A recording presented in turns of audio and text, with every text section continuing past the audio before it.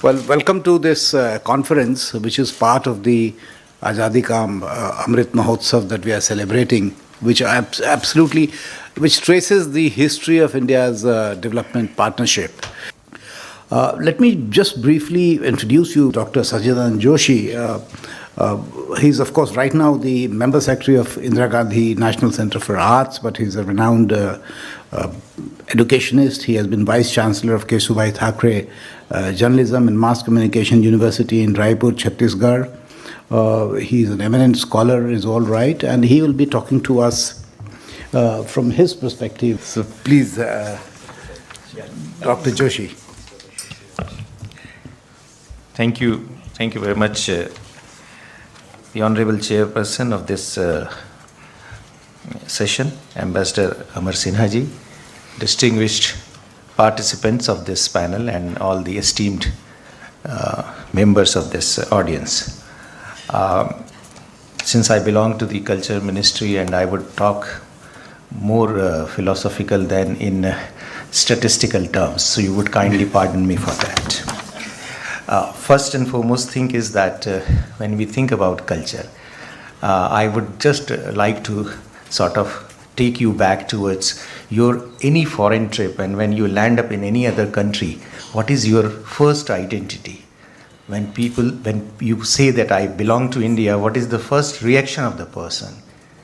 The person says, oh, you are from India, you have a great culture. So my first identity becomes the cultural identity. And unfortunately, we have grossly neglected that cultural identity because of other occupations and engagements. Why I am trying to say this is that I don't take culture as a discipline or as an element like small scale industry or mining or other things or skilling. Culture is an element which can bind each and everything. So take it as a binding material for all your development strategies rather than picking culture as an element, as a separate entity. Unfortunately, when we fall into the trap of the government machinery, culture only becomes a ministry. That too one of the smallest ministry. That is unfortunate part. But it is the biggest strength of my identity, even in India and in abroad. So we have to think in that perspective. When you sort of recollect what our Honorable Prime Minister says about India in 2047, the word which he uses about India is not we are going to become a great strength, great military power, or a great economic power, or a great scientific power. He says that we want to become the Vishwa Guru. That means we want to become the intellectual power. And that intellectual power can only come when we take care of our cultural resources and cultural heritage, which is more prominent and predominant. This has been the experience over ages. And what happens is, it is a general icebreaker also. We all belong to different corporate fields and we all have been heading different organizations. But even in this most serious of the serious meetings, the icebreaker is, how are you? What is your weather? You had your lunch? You had your dinner? Are you comfortable?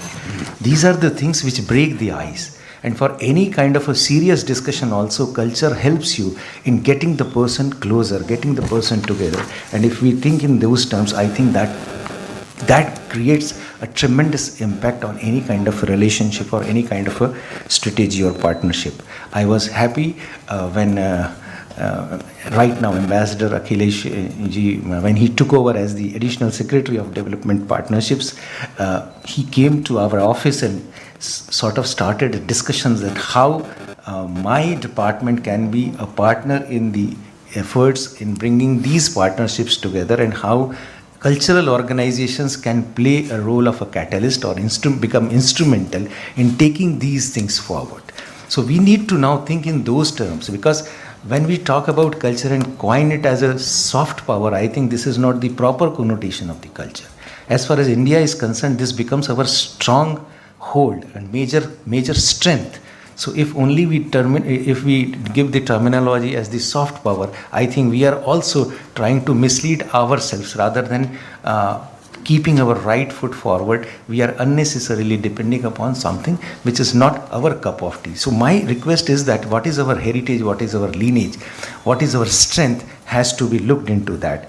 And as far as our institution is concerned or Ministry of Culture is concerned, it is going leaps and bounds, maybe with in terms of partnerships, in terms of projects, in terms of various exploring various cultural resources across the globe and doing tremendous partnerships. We have seen what Archaeological Survey of India and other institutions are doing with the tangible cultural heritage across the globe, and they have been doing some fantastic work.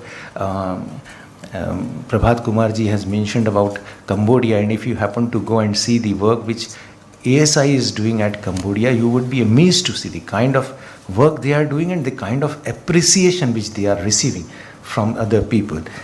Similarly, the IGNCA is also doing some work at Cambodia with the Apsara National Authority. We have tried to put up a small exhibition where we have tried to give you what we are doing with Apsara National Authority and what is the plan. The idea is to give a complete multimedia presentation of the entire Angkor Wat temple, which has not been done by any other country so far.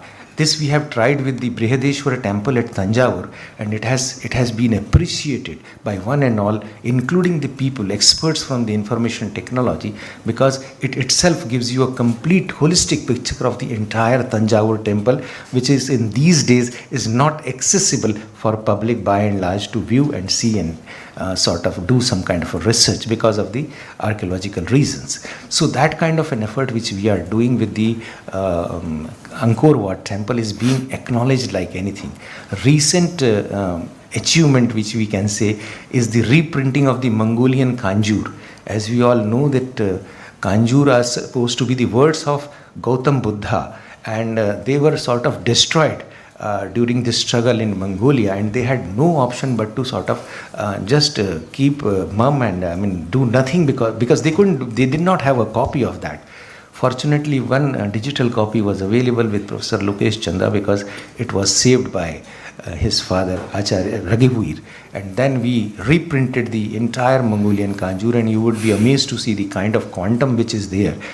These are 108 volumes of Mongolian Kanjur, and we are printing 75 copies of all those 108 volumes, and it is a huge bulk. You will not imagine, these are not only 108 books, these are huge volumes which we are going to sort of gift it to the different monasteries at Mongolia. And once they are being given to the monasteries, not given, I would say presented to the monasteries, you cannot see the kind of impact it is going to create among the people of Mongolia, because they treat it as Lord Buddha only. They are treated as pious as Lord Buddha. So these are the projects which may not run into thousands of crores, but this kind of goodwill which they are generating is tremendous to sort of pave way for other kind of developmental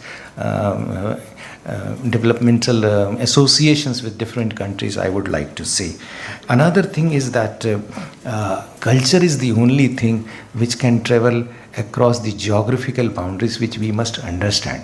Because when I sing the song, it can also go beyond the boundaries of this room. It is not confined to this room. That we must also understand. So if there are not very cordial relations with any countries, I think culture can always help you in taking you through some kind of a gap where you can put an access in that kind of a scenario. I would give you an interesting example. When we visited the Russia in the month of September, we were amazed to see the kind of a spread of Buddhism, especially in the other parts of Russia, like Buryatia, Kalmykia, Tuva, Chita, and the kind of reception our delegation received there was tremendous, because that was the thing which was trying to bring us together for different aspects, different relationship, may it be education, may it be philosophical studies, may it be research, may it be documentation, other purposes. So I think the buzzer has gone, sir. Yes, I'm sorry. My submission is that all these organizations, all these faculties, I would like to say, all these disciplines can come together, and culture can be used as a binding material for all that. If you want to make a strong building, you need good cement and mortar to make it stronger. I think culture can play the role of good cement and mortar. And on that philosophical note, I may look a little absurd in saying this, but please try that. It is going to help us a lot. Thank you very much. No, thank you very much. I don't think you are upset at all. I think MEA and our initial leaders had recognized the power of culture long ago. And of course, you're absolutely right when you talked about Vishwa Guru, that you have given us a food for thought. That do we have to stick to Joseph Nye's definition of hard power and soft power? Because, strategists, when they talk about projection of power, they tend to look down on the soft power. So maybe we have to look at the equation between power and culture and influence. And I think COVID has made one more Indian thing more or less universal. Namaste, has become the most healthiest way of greeting everybody else, which unknowingly is identified with India. In fact, most countries, when you go and you tell them you are from India, first thing to show familiarity, they'll say namaste, namaste. It's always like that.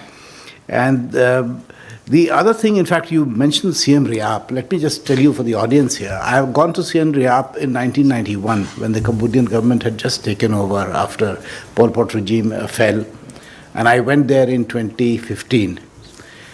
Now the difference, in 1991 there was no airstrip. We landed in some sort of a jungle where some clearing had been made.